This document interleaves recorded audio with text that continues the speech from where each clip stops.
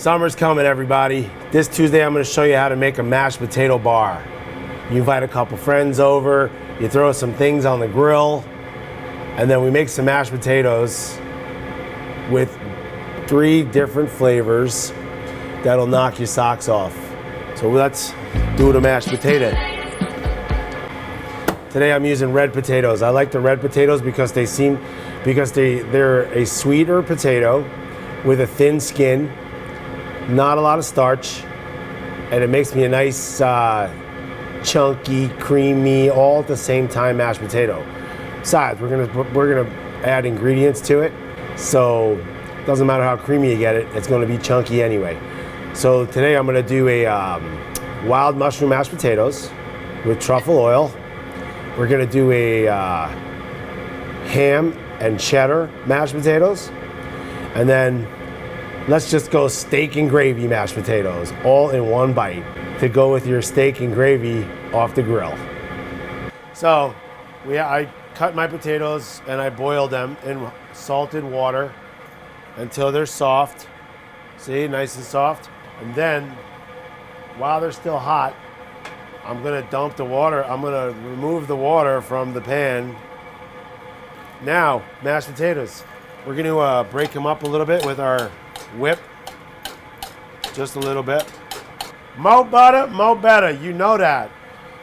Black pepper, as much as you desire. Doesn't matter. It's your mashed potatoes. Make them the way you want to make them. If you want to add more pepper later, add more pepper later. I'm adding it now. And then our heavy cream. A little bit at a time. We want to warm the heavy cream so the starches in the potatoes don't seize up.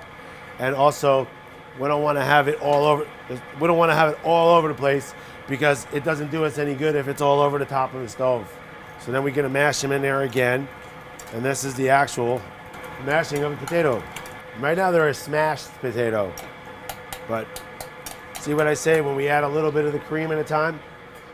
Just to get it incorporated. And then I'm gonna add a little bit more. And then this is gonna be the money shot. See? Mashed potatoes, nice and creamy and fluffy and mashy and potato-y. Mashed potatoes. Get it out of the whip, because there's probably some in there that aren't so mashed. And that's that. Who's that guy 30 years ago? Now, let's do the impress your friends mashed potato bar style. So first, I'm gonna make the truffled mushroom mashed potatoes. I'm gonna take our sauteed wild mushrooms.